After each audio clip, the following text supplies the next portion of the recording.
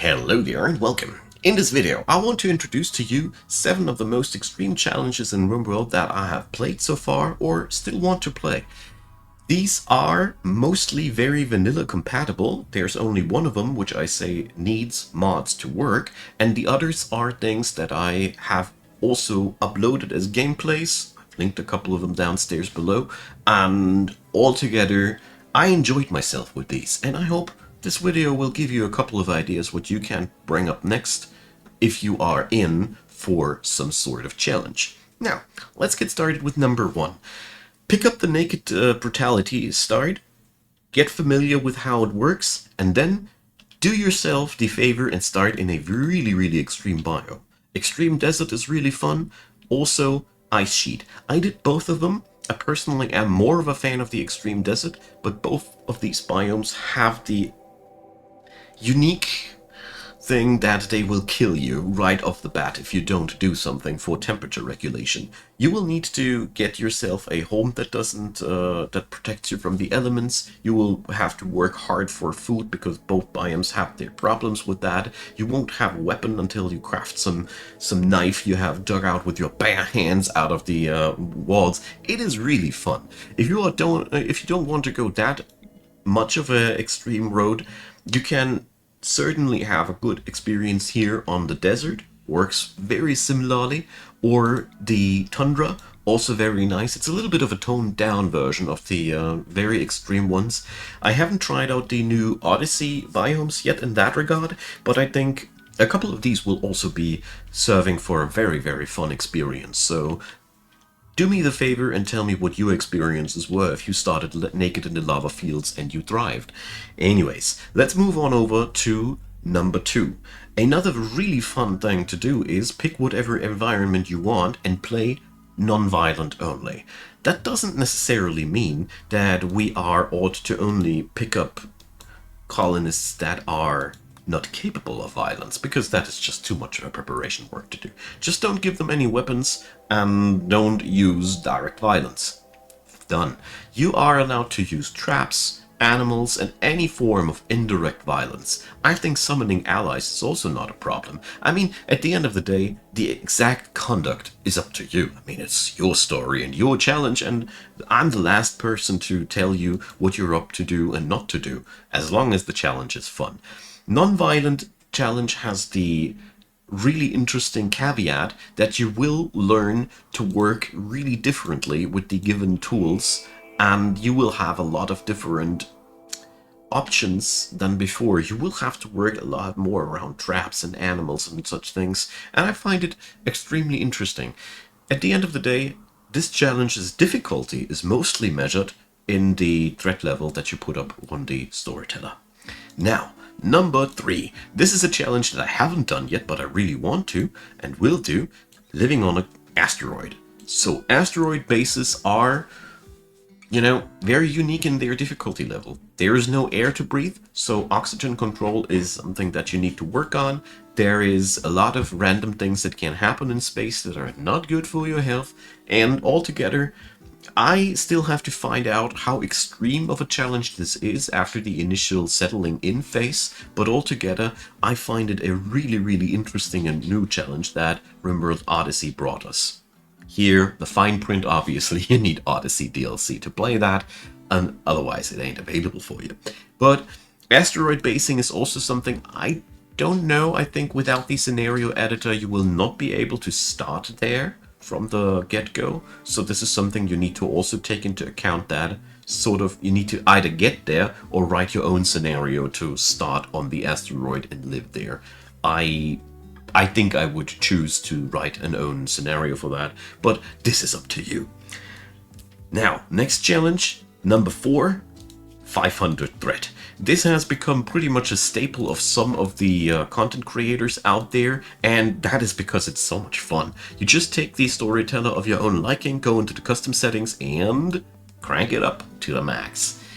This will result in a massively different gameplay experience. If you haven't seen gameplay footage of it yet, it is pain and suffering. While the game starts really harmless, as per usual, you will get raided by one person, but the scaling on that point on is absolutely off the charts.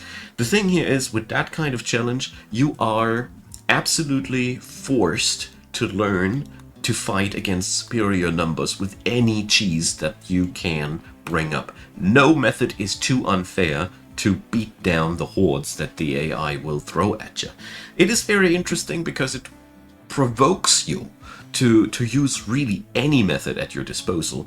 One thing that I want to point out right off the get-go that I found extremely useful for this game mode: you can pack up your things, bring all the people on the caravan, abandon the tile behind you, settle down anew, and this will reset the threat counter, so you will get new time to build up again. It will require a couple of resets to get somewhere, and I would say the goal of a 500 threat run should always be to successfully end the game in one way or another, because otherwise the challenge quickly grows stale. It should be always around building a spaceship, becoming the royal, getting the royalty ending together, and defending the palace against the hordes, whatever. This is something I find integral for this challenge. But then, yeah, well, I haven't finished a run yet myself, I gotta admit. Always didn't manage it, so let me know what you do.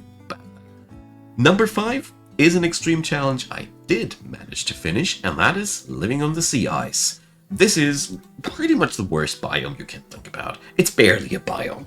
It is just ice and a couple of steel scraps. I don't know if there are geothermal holes there anymore, because 4 years ago I did that, and I still get PTSD when I think about it. The title screen of this, or the thumbnail of this video, is the final base that I had when I built the spaceship. Anyways, sea ice is really rough because you start with nothing. You should play at least with the Rich Explorer background, because Naked Brutality, I've heard some people have done it, but I think their number is below 100. Anyways, altogether, you will have to start building something, and then you will have to hope that RNGesus drops something on you which allows you to get the game going. Your first researches always have to be batteries and hydroponics. Without these, you will die. If you manage to get a little hut together that has a running hydroponics with batteries and a windmill, congratulations. I recommend a couple of things. First up, without a smelter, nothing works. The selection of your colonist is absolutely integral. Take the most robust person that you could imagine. It is important to have a little bit of construction, and then, again, pray to RNGesus. I personally think that it absolutely is okay to rework the starting scenario of a sea ice run a little bit. Either give yourself a little bit more starting resources so you can build more reliably, get yourself a little bit more starting food so you are not that reliant on something good happening, and or give yourself the starting technologies of batteries and hydroponics. All of these points will make the run a lot more enjoyable, because I spent, and I'm not shitting you here, at least 5 or 6 hours re-rolling and re-rolling and re-rolling and trying to get started with the basic package there. And I discovered it is entirely up to RNG. You don't have anything in your own hands at that point. It's all a question of something drops on you which gets your run started or not, and you die. Apart from that, once you are running on sea ice, it is a grim and fun experience, because you only get to live off of what you have. You get to enjoy the fun of seeing your enemies freeze to death while they don't even get close to your base, until the mechanoids come and things get a lot worse there. Anyways, it is, I personally think, one of the worst challenges to pick up, but also one of the most fun experiences that I had with Rimworld, but I still get PTSD off of it. Choose to your own, go there at your own peril.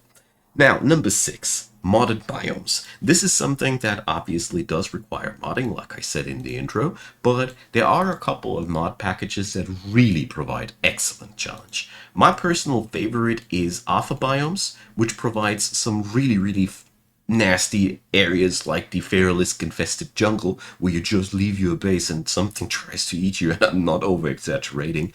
The mechanoid intrusion, where you either get lucky and find a slurrypede living there, which gives you some nutri paste every now and then to live off, or you try to eat steel. or a couple of rats that sometimes migrate there. Mechanoid Intrusion has tons of steel and nothing else. Odyssey obviously has given us a couple of new challenges by itself with the new biomes that they included. I think these are all meant as challenge biomes, more or less, so you can try these out too. Maybe even combine them with Naked Brutality, like I said initially. Altogether, mods provide a really deep chest of cool things to explore. My personal favorite are alpha biomes. Feel free to add into the comment section what you like on that department. And number 7, the last one of these, which is not so much of a super extreme challenge, but something that's really fun to play. At some point in your quest log, you will always receive the quest that there is a ship to the stars waiting for you someplace on the planet. If you just say that you are living a nomadic life, like the graph ship start nowadays in Odyssey enables you to, where it's like only 15 days on a tile and then you have to move on over and then you just keep traveling until you hit the ship to the stars. A nomadic lifestyle is completely different. It is a lifestyle where you will benefit a lot from things like pemmican, for example, which is much more valuable on the road than it is on a base. And there's a lot of cool things that you will discover there. And the other thing that I find, the nomadic lifestyle meshes really well into the Lost Tribe start. It is so much fun to pick up these 5 guys, get them going to some degree, and then start traveling, gearing up with guns while you travel past the modern people. And I really like this, especially if you have Odyssey. You have a lot more things to discover. The landmark system is so good for this kind of challenge. And I gotta say, before Odyssey, I found it a little bit stale and boring. But nowadays, since we have that system running, excellent. I strongly recommend for this challenge to have Odyssey because it just adds in so many good things. If you don't, try to get yourself a couple of mods that enhance the world generation a little bit more. There's world generation, just look for world generation in the mod workshop and you'll find a couple of really cool things. Depends on what you got. Now, that's been my list of 7 challenges. I hope you liked it. I think except for the Asteroid one and the Nomadic one, I tried them all myself by now. And I gotta say, totally recommend. It's a blast. If you don't know what to play, I hope this video helped you out. And, of course, if you have your own challenges, please put them down in the comment section and let us all know what we can spend our time on next, because I'm very curious. Leave a like, leave a subscribe, consider supporting my work on Ko-fi or any other given means that tickle your fancy. I'd be very, very delighted if you did, and a big thanks to all of you supporters out there. Appreciate you so much, and of course, big thanks for watching this video up until the very end. Thanks for your time, hope this was something helpful for you, and see you all on the next one.